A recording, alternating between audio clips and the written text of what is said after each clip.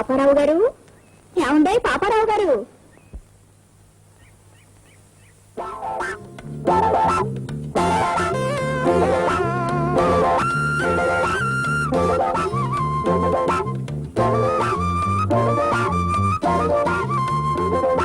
బాబు గారు, మీ దొడ్లో గడ్డి కోసుకోనా? గడ్డి కోసుకోనా?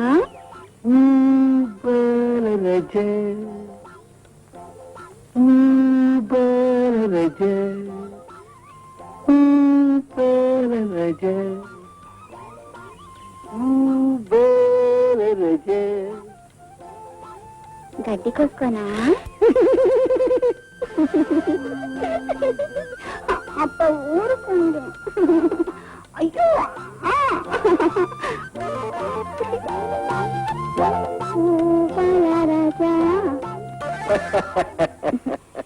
వెళ్ళొస్తాను బాబయ్య. డబ్బేదే. డబ్బా ఎందుకు? అదేంటి గడ్డి కోసుకున్నావు కదా? డబ్బు ఇవ్వాలా? గడ్డి కోసుకుని డబ్బు ఇవ్వాలంటే గడ్డి నాది. మరి నువ్వు తిన్న గడ్డికి? చూడు చిట్టి, నువ్వు కొంగు చూపించి గడ్డి కొట్టేద్దాం అనుకున్నావు, నేను గడ్డి చూపించి కొంగు కొట్టేశాను. డబ్బుకి డబ్బు చెల్లు. కొట్టేసిన ప్రతి కొంగుకి డబ్బు ఇవ్వాలంటే నేను గడ్డి కోసుకోవాలి. డబ్బి అలాగే. నీ కాళ్ళు ఎరగరు, నీ నోరు పడా. అబ్బా, ఇవన్నీ పాత తిట్లే. కొత్త తిట్లే చేతనైతే తిట్టు, లేకపోతే డబ్బి.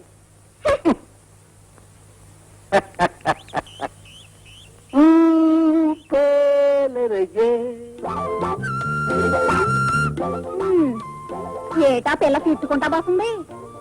ఏముంది, కుర్రాన్ని చూడ్డం, కళ్ళు కొట్టడం, కాదని తిట్టడం. నేను అందగానే కావడం, జస్ట్ 25 కావడం చాలా డేంజర్ అయిపోయింది. అసలు ఈ లోకంలో ఆడవాళ్ళ నుంచి నా శీలాన్ని ఎలా కాపాడుకోవాలో నాకే అర్థం కావడం లేదు. 3 బోనాలకు అందగాడివి. ప్రపంచంలో ఉన్న నల్ల రంగంతా నీకు తలకే సరిపోతుందాయా? నువ్వు కనుక మంచి పని చెప్తే సముద్రం అంతా పెట్రోల్ అయి భగ్గుమంటది. అమ్మమ్మ రెడ్డి, నా కురిడి అన్ని తెలిసే ఎందుకు అడగడం. అందుకే కదే 10 ఏళ్ళ నుంచి నేను నా దగ్గరే పెట్టుకున్నాను. అవునే, ఇవాళ కొత్త బట్టలు ఏం తెచ్చావు? ఈ చీర ఎవరిది? ఇది సుబ్బారావు గారి భార్య. ముసలి చీర. ఈ చీర ఎవరిది? ఇది భీమారావు గారి చీర.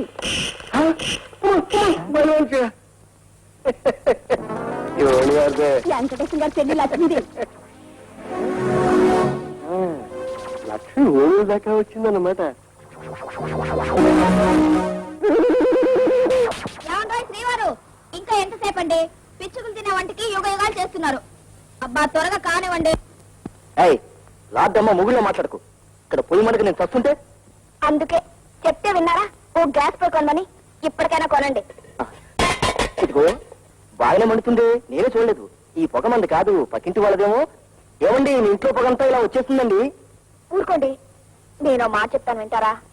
అమెరికాలో ఏదో కొత్త వంట మిషన్ వచ్చిందటండి. అన్ని అందులో వేసి స్విచ్ నొక్కితే అదే వంట వడ్డీ చేస్తుందట.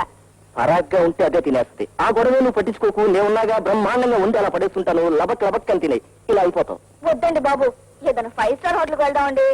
ఇంట్లోకి రావడానికి అంటూ గానీ 5 స్టార్ హోటల్కి వెళ్ళొచ్చా? అబ్బే, అక్కడ ఇలాంటి పట్టింపులే ఉండవండి. చాలా అడ్వాన్స్ ప్లేస్.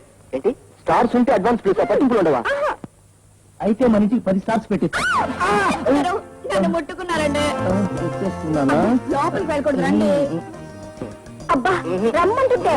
ఇదిగో కాస్త అన్నం వండి వస్తాను. వెళ్ళకూడదు. బాగుంది. నువ్వు నేను కలిసి బయట ఉన్నామని తెలిస్తే ఇంట్లో దొంగలు పడతారు. ఓ పని చేద్దామా? ఎలాగో నేను ముట్టుకున్నాను కదా, ఇద్దరం కలిసి వెళ్దాం. వెళ్ళకూడదు అంటుంటే. నీతో పాటు నేను ఎలాగే 3 రోజులు బయట కూర్చోటం. స్నానం చేసి వెళ్తారు కానీ ముట్టేసుకున్నారా? నేను ముట్టుకోలేదు, ఆవిడే ముట్టుకుంది. సరిపోయింది. పొయ్యి మీద అన్నం చీడిపోతుంటే ఎవరు దింపుతారు? ఓ పంచే అమ్మ, ఆ అన్నం దింపేసి మూగుడు పెట్టి కాస్త నూనె వేసి, ఒక సేరు ఉప్పేసి, ఆ పక్కన పప్పు ఉంది అది వేసి, బెండకాయ ముక్కలు తరిగి ఉంచాను, ఆ పక్కన ఉన్నాయి, అవి వేసి పోపు వేసి తాలింపు పెట్టావంటే చచ్చి నీ కడుపును పుడతాను. నీ మేలుంచుకోలేమ్మా. నీ పెళ్లికి వంట చేయిస్తాను.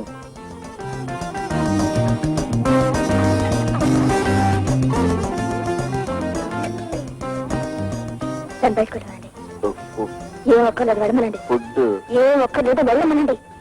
ఏం బాగా చేస్తున్నావు వంట. Very good, carrier. ఇదిగో, నువ్వు బయటకెళ్ళు. బాగుందమ్మా, మీరు లోపలికి రాక నేను వంట చేయక ఎలా తింటారేంటి? ఇదిగో, మా ఇంట్లో నీకేం పని? మా పనులు మేము చేసుకుంటాం. నువ్వు ముందు బయటకెళ్ళు. బాగుందమ్మా, వండకపోతే మీ కడితే మారుతుంది. నాకే కృష్ణ గారు మా ఇంటికి భోజనానికి రండి. దాచుకోమ్మా నీ వంట గదిని. ఒక అమ్మాయి గురించి అలా మాట్లాడటం తప్పు కదా? మీకు తెలియదండి, ఆ అమ్మాయి సరే, అమ్మాయి కాలు పెట్టిన చోటల్లో దరిద్రమే. ఏ ఒక ఆడపిల్ల గురించి అలా మాట్లాడకూడదు అనుకుంటే సర్లే అనుకుంటు కండ్రా రమ్మంటుంటే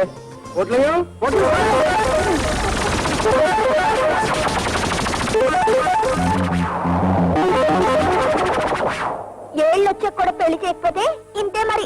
కన్ను కనపడదు, కాలు నిలబడదు. ఊరుకో అమ్మా, పడిపోయిన జాలిపడ్డ మానేసి నీతులు చెప్తున్నావే. పెళ్లి కాకముందు గడప దాటితే మా నాన్న కాళ్ళు ఎరుక్కొట్టేవారు. మీ నాన్నకి నీ మీద నమ్మకం లేకపోయిండొచ్చు. అయ్యో అయ్యో లక్ష్మి, లక్ష్మి ఏమిటంతా? అది కాదు వదిలేయ్యా.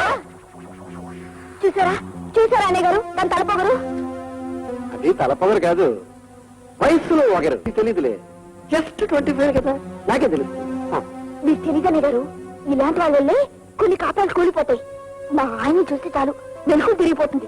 అందుకనే ఇదంటే నాకు అసహ్యం.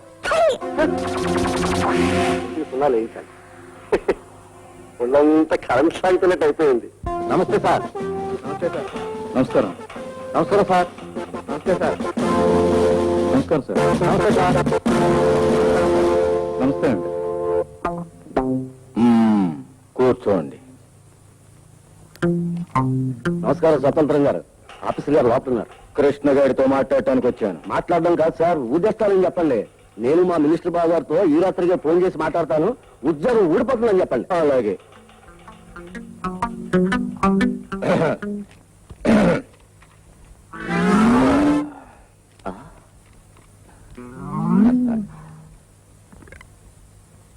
ఎవరు మీరు? స్వతంత్రం అంటారు నన్ను. ఓహో, స్వతంత్రం అంటే మీరేనా? రోజుకి 15 సార్లు ఫోన్ చేస్తున్నారు. మీ గొంతు విని నేను చాలా గొప్పగా ఉంటారనుకున్నానే. అది మీ పేరా బిరుదా? అది నా పేరు. నేను స్వతంత్రం వచ్చిన రోజున పుట్టానని మా నాన్న గాంధీ గారు నాకు స్వతంత్రం అని పేరు పెట్టారు. మీరు స్వతంత్రంలాగే పెరిగారు.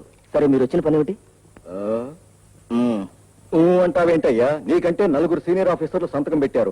ఆఫ్టర్ ఆల్ గుమస్తావి నువ్వు సంతకం పెట్టినంటావేంటి? వాళ్ళు సంతకం పెట్టి తప్పుడు లెక్కలు నిజమవుతాయా? పిల్లలకు పాలు ఇచ్చాం, బిస్కెట్లు ఇచ్చాం, గ్లూకోజ్ ప్యాకెట్లు ఇచ్చామని తప్పుడు లెక్కలు రాసి వాళ్ళకేమి ఇవ్వలేదో నాకు తెలియదు అనుకున్నారా? అన్ని లెక్కలు కరెక్ట్ చేసి తీసుకురండి, నేను సంతకం పెడతాను. అంతవరకు సంతకం అని మళ్ళీ ఆఫీస్కి వచ్చారంటే నేను పోలీస్ రిపోర్ట్ మీద సంతకం పెడతాను. మైండ్. అసలే పవర్ఫుల్ మనిషిని.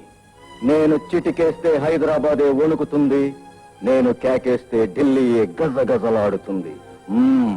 అవునులే, స్వాతంత్ర్యం ఎంత అనారోగ్యంగా పెరిగిందో నేను చూస్తే అర్థమవుతుంది. నేనేదైనా మాటలతో చెప్పను, డబ్బుతో కొంటాను. ఆ 4గురికి రేట్ ఇచ్చాను, నీ రేట్ ఎంతో చెప్పు. 10, 20 ఎంతైనా చెప్పి. నువ్వింత అనాగరికంగా చండాలంగా పెరుగుతావని మీ నాన్న గాంధీకి తెలుసుంటే నువ్వు పుట్టినప్పుడే చంపేసేవాడు, దేశానికి దరిద్రం తెలియదు. ఆగస్టు 15లోగా నువ్వు సంతకం పెట్టావా? సరే సరే, లేకపోతే ఏం జరుగుతుందో నాకే తెలియదు.